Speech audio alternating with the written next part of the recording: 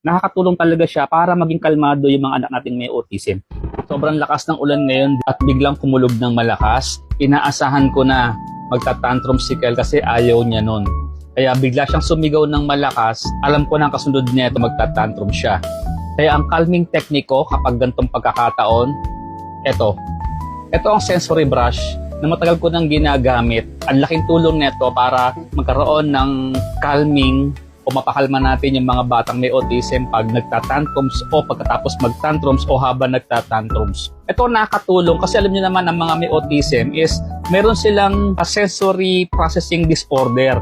Kaya nagagalit sila sa malakas na sound, pag naistorbo sila, biglang kumulog, kaya na bad trip siya. Hindi na ako gumawa ng magandang video, hindi na ako mag-edit. This is actual ang paggamit neto.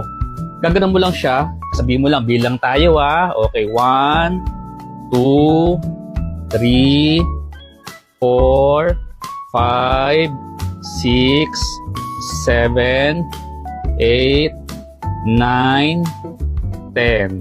Hindi madiin, hindi rin light.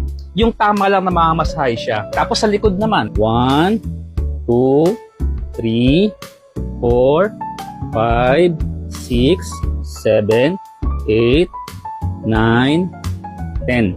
Nakakatulong talaga siya para maging kalmado yung mga anak natin may autism. Kalmado na si Kyle. Okay na? Okay? Sa Yellow Basket, check out yun na. Mura lang to guys. 5 piraso pag nag-order kayo. Bye Kyle. Bye.